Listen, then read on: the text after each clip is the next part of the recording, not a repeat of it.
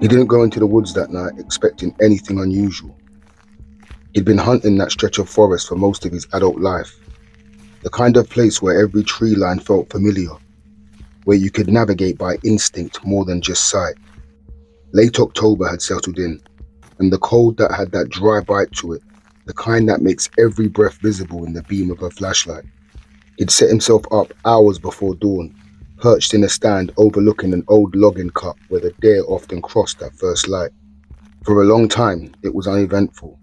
The woods carried their usual nighttime sounds, wind brushing through leaves, the distant rustle of animals moving somewhere beyond the tree line. Nothing out of place. Nothing that would have raised concern for someone used to the wilderness. Then slowly, the atmosphere shifted. Not dramatically, just enough that he noticed the quiet. The kind of quiet that makes you stop and listen without realizing you've done it. He couldn't explain why it unsettled him at first. Hunters experience silence all the time. Predators moving through the area, animals reacting to unseen threats. But this felt different. The stillness lingered longer than it should have. And then he noticed the smell. It drifted in on the cold air, thick and unpleasant, like wet fur mixed with something decaying.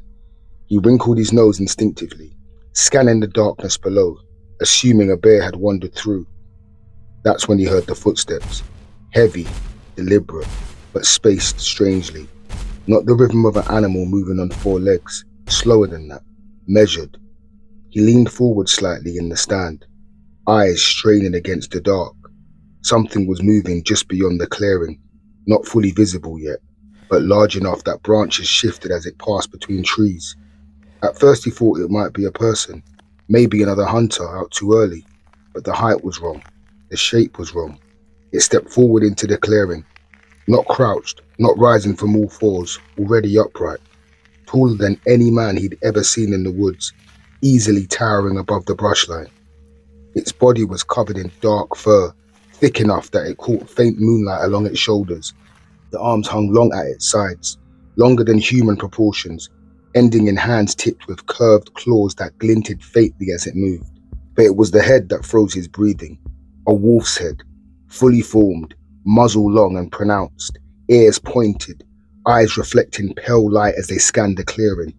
And then those eyes fixed on him. He didn't move, didn't dare. Every instinct told him to stay perfectly still. The creature walked slowly across the clearing, its steps eerily controlled, not the careless stride of an animal, but something more deliberate, aware of its own movement. Halfway across, it stopped and lifted its head slightly, sniffing the air. He realized then it had caught his scent, and when it turned toward the tree stand, there was no doubt left. It knew exactly where he was. His heart started pounding so violently he thought it might give him away. He raised his rifle slowly, not out of aggression, but instinct, a fragile barrier between himself and whatever stood below. The creature saw the motion instantly. Its lips curled back slightly, exposing long teeth, but it wasn't a snarl. There was no aggression in its posture, just awareness, and then something that unsettled him more than anything else. It smiled. Not the reflex of an animal showing teeth, an intentional expression.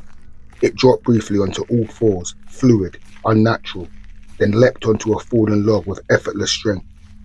From the elevated position it stood again, bringing it closer to eye level with him in the stand, close enough that he could see its chest rising with breath, close enough to hear a low rumble deep in its throat.